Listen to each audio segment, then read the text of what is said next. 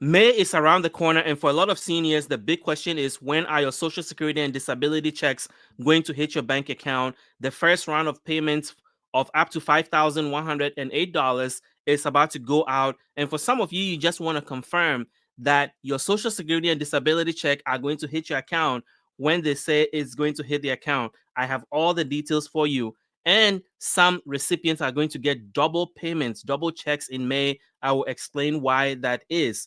But there is breaking news. May is going to be a significant turning point in Social Security history. President Trump is considering proposals for Social Security increases. There's 7 proposals that he's looking at. I have all the details for you. And lastly, some of you have been getting a mystery $6,000 check in your bank account. I am going to explain why that is happening.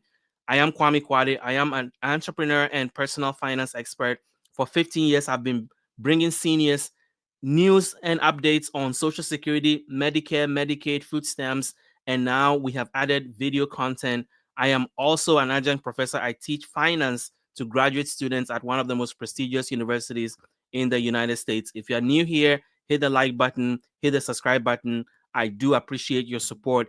And as always, I want to know where you're watching this broadcast from. So do me a favor, go into the comment section, let me know your city and your state. But let's dive into the payment schedule and why others are going to be getting 2 checks in May. So here is the Social Security payment schedule for May. And as I said, payments up to $5,108 are going to go out in a few days. But here's the thing, not everyone is going to receive that maximum amount.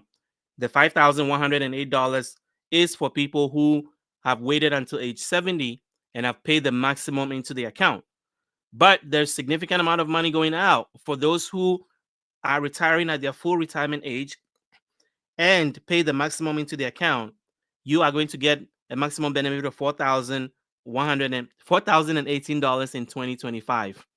If you retired early at 62 and you paid the maximum into Social Security, the maximum benefit you can get is $2,710. And the average Social Security benefit, when you take all the benefits and you get the average, is $1,925 as of November 2024. But let's talk about your payment schedule. One big thing that is happening is that the full retirement age is going up again by 2 months, and it's going to be 66 and 10 months for those born in 1959. And then going forward in 2026, it's going to go permanently to 67. So when are you going to get your check? When is your Social Security check going to hit your bank account? Well, as you may know already, if you were born between the 1st and the 10th of the month, your Social Security or SSDI check hits your bank account on the 2nd Wednesday of the month. If you're born between the 11th and the 20th, is the 3rd Wednesday, and if you're born between the 21st and the 31st, is the 4th Wednesday of the month. Now, for SSI recipients, supplemental security income, you get your payments on the 1st, unless the 1st falls on a weekend or a holiday. And then there's a whole category of people that get their benefits on the 3rd of the month. If you live outside the United States, if you receive both Social Security and supplemental security income, if your state pays for your Medicare premium, or you file for Social Security before 1997, your payment should hit your account on the 3rd. But let's look at the actual dates. When are you going to get the payments in your bank account? For a lot of you, this is confirmation of what you already know. May the 14th, if you're born between the 1st and the 10th of the month. May the 21st, if you're born between the 11th and the 20th of the month. And May the 28th, if you're born between the 21st and the 31st of the month. If you're on SSI, you should get your payment on time on Thursday, May the 1st. And on Friday, May the 2nd, a whole host of people are going to get their benefits instead of May the 3rd, because May the 3rd is a Saturday. So you're going to get your benefits the day before. And it includes those who live outside the US, those who get both Social Security and SSI, those who have this, who have their Medicare premiums being paid for by their state, and those who file Social Security before 1997. Now, I did mention that there are a group of people who are going to get benefits, 2 checks in May. Well, that is SSI recipients are going to get the June payment. Your June payment is going to be paid on May the 30th. Why? Because June 1st is a weekend. And since Social Security does not pay on weekends, you're going to get it the Friday before. And so that Friday is May the 30th. So it is double check in May the 1st and May the 30th. But your May the 30th payment is for your June payment. Now, if you don't receive your Social Security check and you waited 3 business days and it still does not come in, there is a big problem. It may be that you've been caught up in the new overpayment rule that stops your Social Security and disability payments and uses the money to pay what you owe the Social Security Administration until it's all paid off. So this is the rule for Social Security overpayment notified or identified as of March the 27th. Social Security Administration would withhold 100% of the beneficiary's monthly payment until the overpaid amount is fully recovered. This rule does not affect those who already have a payment plan or those who are on SSI who will continue to get 10% withdrawn from their check until it's all paid off. Beneficiaries facing financial hardship. If you get an overpayment letter and you're facing financial hardship and you want a lower payment, you can appeal the decision or request a waiver, which means that you are telling the Social Security Administration that you cannot make the payment, and so you're asking them to waive it. They do rarely grant these requests, but it is worth a try, and that is another tool that you have. But these are your rights. You have a right to appeal, and you have a right to file for a waiver. Now, as I mentioned, there is a lot of proposals in front of President Trump to increase Social Security benefits. A lot of seniors have been wanting that to happen because of cost of living and the fact that a lot of seniors are struggling, in addition to a very small cost of living adjustment that happened this year. So there are 7 proposals to fix Social Security. 2 of them are about increasing Social Security benefits. So let's talk about it. So the first one is the Social Security Expansion Act. It will give $2,400 in annual benefit increase to seniors. The Social Security Expansion Act, introduced by Senators Sanders and Warren and others, would boost Social Security benefits by $2,400 per year, an extra $200 monthly benefit for every beneficiary. This would provide immediate and significant relief to seniors struggling with rising costs. This is projected to change a lot of lives. It's to lift millions of seniors out of poverty, addressing the fact that over 26% of seniors currently live on less than $17,500 a year. And in addition, not only would this change lives, but it will also extend the life of the Social Security's trust fund, because it's going to be funded by making sure that high income earners pay more into Social Security, and it will put the income above $250,000, requiring those to also pay Social Security taxes. According to the Social Security Administration estimates, this proposal will keep the program fully funded for at least 75 years, which is a big, big deal. So that's proposal number 1. Let me know what you think. Proposal number 2 is going to change the life of people who are receiving the minimum Social Security benefit, which is not a lot of money. Pending legislation in Congress, this will set a new minimum Social Security benefit for low-income workers, ensuring no senior who worked a full career receives less than 125% of the federal poverty level, which will be $1,518 per month. This will be a whopping $500 a month increase for seniors that fall in this category. This change will directly benefit seniors who spend their lives in low-wage jobs, reducing senior poverty and providing a more secure retirement. The proposal is supported by advocates for seniors and is designed to ensure that no one who paid into Social Security retires into poverty. Proposal number 3 will raise the retirement age. Why would they want to do this? Well, there's a good reason. Currently, more people are taking money out of Social Security trust fund versus people that are paying into Social Security. And the system works when enough people are paying into the system to cover the people who are retiring and getting benefits. But currently there's an imbalance, and so there is a deficit. And so one way to slow that down is to slow down how much money is being taken out of the Social Security system. And one of the ways to do that is to increase the retirement age, which already had been increased from 65 to 67, the full retirement age. And now it could go to 69.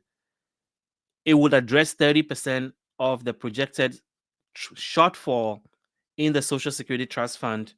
But critics point out that many people in physical labor cannot work into their late 60s, making this change particularly burdensome for certain workers. The proposal would disproportionately affect lower income workers who often have shorter life expectancies and more physically demanding jobs. So that's proposal number 3. Proposal number 4, which would probably make a lot of people unhappy, is to slow down how much cost of living increases you get. Why would they want to do that? Well, there's a good reason. Cost of living adjustment for Social Security benefits are also taken out of the Social Security pot. And so if you want to slow down how much money is being taken out, then one way to do that is to reduce cost of living adjustment. This change would address approximately 30% of the long-term funding gap, making it more effective than raising the retirement age, which is what I just talked about. So if you don't want to do proposal number 3, proposal number 4 is, a little better because at least it's not that drastic. Unlike other proposals, this will affect all beneficiaries, making it more equitable but potentially unpopular solution. The impact of reduced COLA compounds over time, yes, and it means that seniors are going to feel even more pain because the COLA adjustments that you're already getting is not enough to really make a difference because more of it is taken up by Medicare Part B premiums. And to reduce it even further is going to put or set a lot of seniors back. Proposal number 5 is to increase the payroll tax. Currently, as you may know, Social Security is financed between 6.2% that employees pay into the system and a matching 6.2% that employers pay into the system. If you're self-employed, you have to pay the entire 12.4%.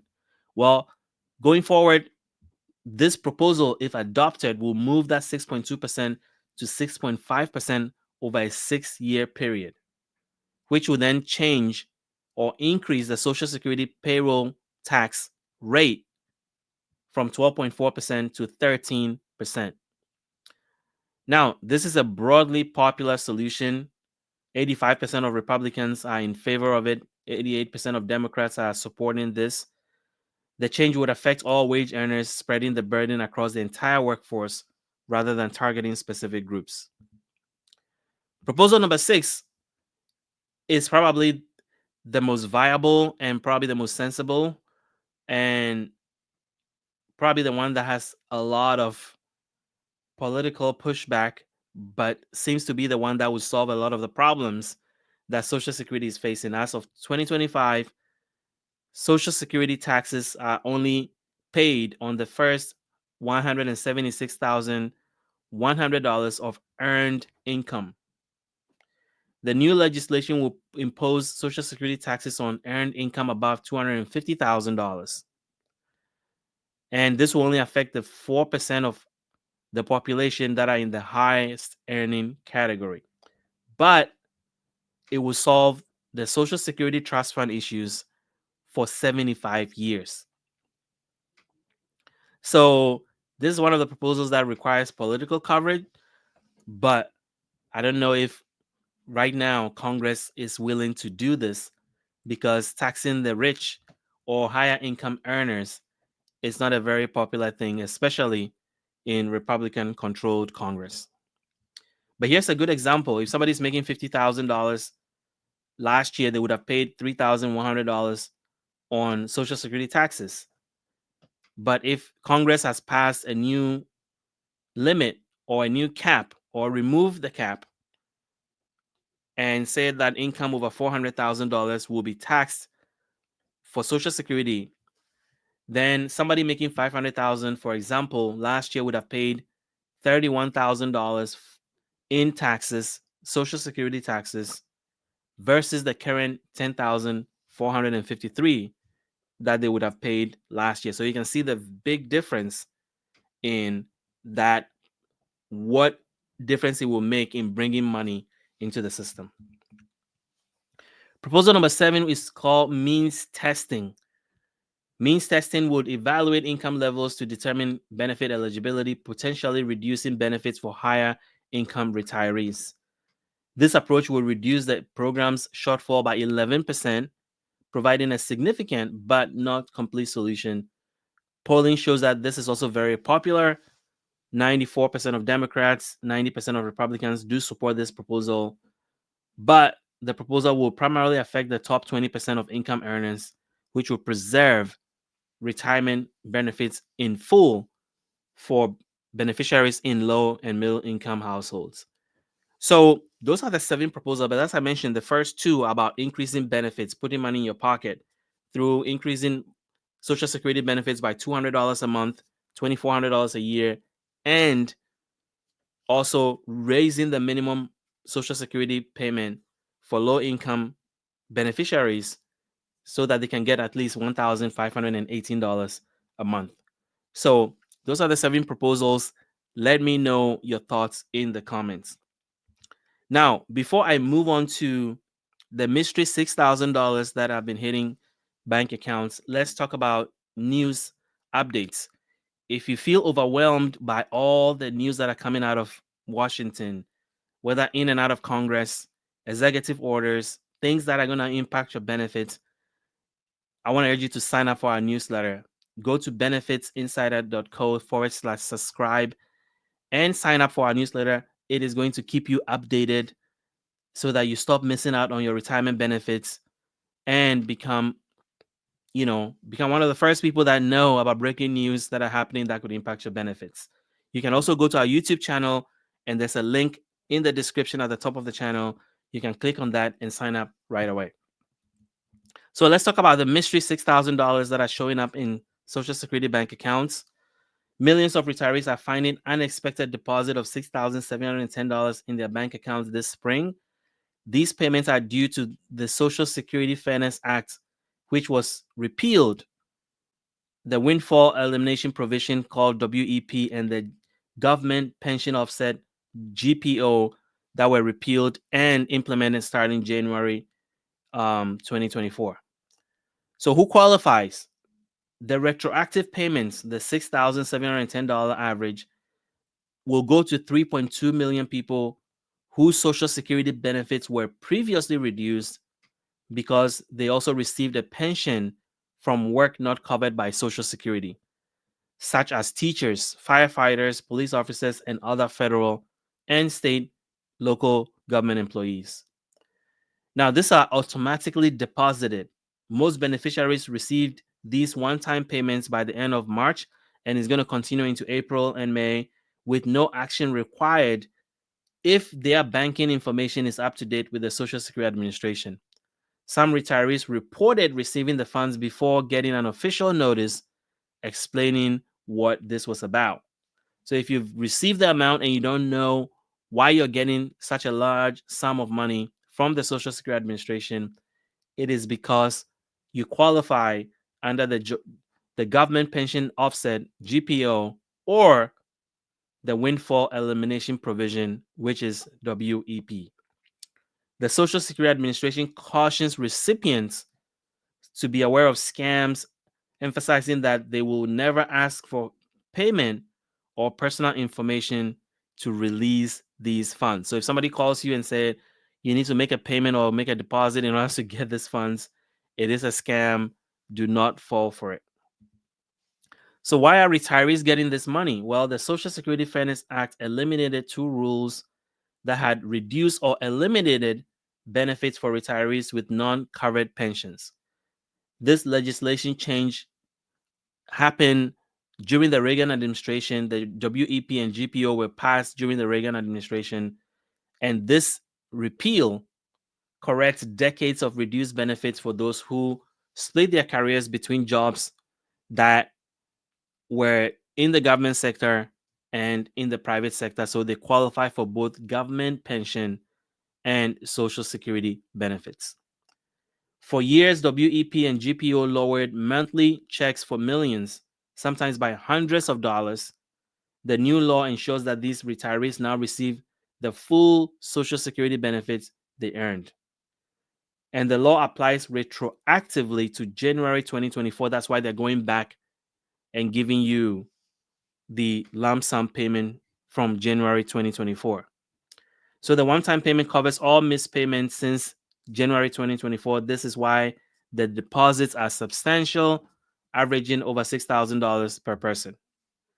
And there's no action needed. The SSA is processing these payments automatically for current beneficiaries and those who previously did not apply for spousal or survival benefits due to the GPO and are now encouraged to do so.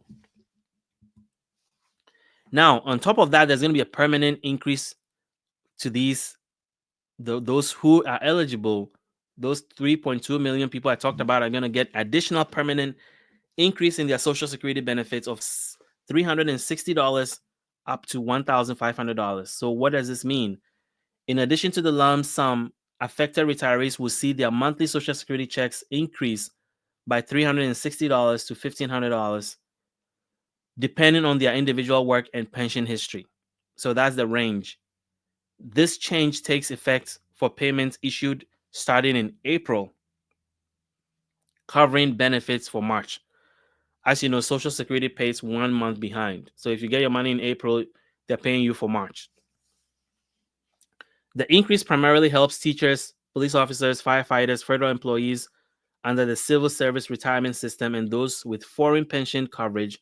For some, it marks the first time they receive their full Social Security benefits. Many retirees describe this as long overdue correction, with some seeing their monthly income double or more. The SSA is expediting payments, but complex cases may take longer to process. And there's no need to reapply. Beneficiaries do not need to reapply for an increase if they already have or are receiving Social Security benefits. The adjustment will be automatic. But here's the thing: a lot of people think this is unfair. Why are they sending money to only 3.2 million Social Security beneficiaries when there are more than 60 million beneficiaries? Well, let's talk about that. About 72% of state and local public employees already pay Social Security taxes and were never affected by WEP or GPO, so they do not receive these increases. This has led to frustration among majority of retirees who see no change in their benefits. The law helps over 3 million out of the more than 70 million recipients, leaving many feeling left out of the windfall. Critics argue that the act does not address broader issues of benefit adequacy for seniors. So a lot of people are saying, well, Social Security benefits are not enough, and why pass a law that increases benefits and it only covers a specific group of seniors and not all people on Social Security and disability benefits? Many advocacy groups are pushing for more comprehensive Social Security reforms to help all retirees, not just those impacted by WEP and GPO. They argue that all seniors deserve a benefit increase in the face of rising living costs. And I agree. The SSA acknowledges these concerns and encourages Congress to consider additional measures to strengthen and expand Social Security for everybody. So I talked about 7 proposals in front of the president. That is a starting point. Congress has the power to increase Social Security benefits for everybody, just like they've done for a few here. I mean, it's not a few, it's 3.2 million people, but they have the power to increase Social Security benefits. I've presented 7 proposals that are in front of the president that could help do that. And that is where they could start. And lastly, let's talk about Medicare. If you are turning 65, you know that you have to sign up for Medicare. With few exceptions, you have 3 months before your 65th birthday and 3 months after the month of your birthday to sign up. So you have a 7-month window. And if you're currently receiving benefits and are unhappy with your benefits, or you think you could do better, I have great news for you. And it is because there is so much happening with Medicare right now in the news. that seniors are just not sure what to do to get the most out of their Medicare benefits. Well, here's the good news. You can be one of the 10% of seniors. Well, here's the thing. Only 10% of seniors are in the right plan. There are 24,000 Medicare plans out there that you have to sort through. And for certain plans, they are local specific. So if you're in an Advantage plan, they are mainly based by where you live. Certain plans do not offer benefits in certain states. And so you have to figure all that out for yourself. Pick a plan that fits your budget, coverage that you need, make sure your doctor is in the network, and then plans have their own restrictions and options. And you have to sort through all of this. And it is important to have an advocate that is going to be in your corner and advocate for you and not for the insurance companies. And that is why we are partnering with Chapter Medicare. Their whole mission is to help you understand, help you choose, and help you use your Medicare benefits so they can get the most out of it.